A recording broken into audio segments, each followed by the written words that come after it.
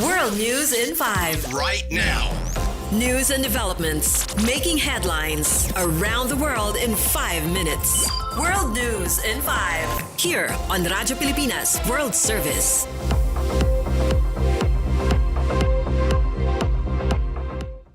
Good day to all of our listeners here on Radyo Pilipinas World Service. This is World News in 5 and I'm your host, Steph Vicente. Russian Foreign Policy Advisor Yuri Yushakov said United States President Donald Trump initiated a phone call with his Russian counterpart Vladimir Putin, during which they discussed recent peace proposals from the European Union and Ukraine aimed at ending the nearly 4-year war.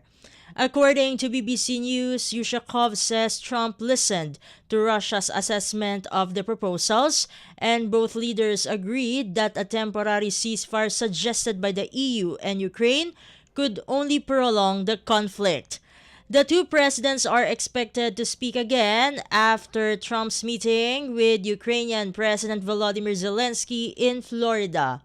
Earlier, U.S. President Trump posted on Truth Social, calling his phone conversation with Putin good and very productive. Meanwhile, as he welcomed Ukrainian President Zelensky, Trump said he believes Putin is serious about achieving peace. In other news overseas, United States President Donald Trump has welcomed a new ceasefire agreement between Cambodia and Thailand, calling it a step toward peace while also criticizing the United Nations.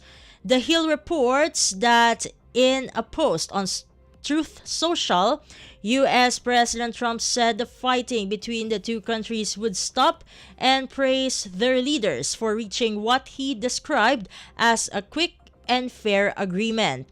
Earlier this month, Trump stated he spoke with both Thai and Cambodian leaders after border clashes and that they agreed to return to a ceasefire. He also claimed the United States has played a key role in ending several conflicts, saying it has done more for peace than the United Nations, which he criticized for being ineffective. A new 3-day ceasefire between Cambodia and Thailand took effect on Saturday. Under the deal, Thailand will hand over 18 Cambodian soldiers and clear landmines along the border. Thai officials said the ceasefire will be monitored for 72 hours and civilians will be allowed to return home once the situation stabilizes. And finally, a deadly chain reaction crash involving 67 vehicles has occurred on the Kanetsu Expressway in Gunma Prefecture, eastern Japan.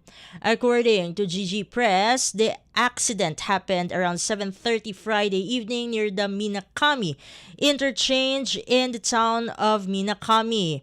Police say icy road conditions likely caused several vehicles to skid, triggering the massive pile-up.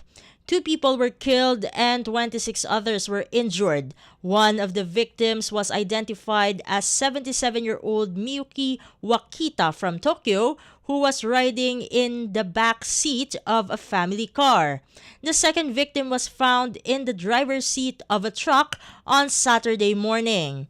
Authorities say the crash happened on a gentle left curve where a large truck hit a mid-sized truck that had stopped sideways on the road. More vehicles then slammed into each other over a stretch of about 300 meters. A fire broke out during the collision, burning around 20 vehicles.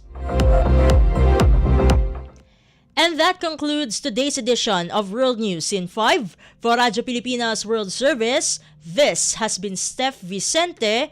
Good day and stay safe, everyone. World News in 5. Right now. News and developments making headlines around the world in 5 minutes. World News in 5. Here on Radyo Pilipinas World Service.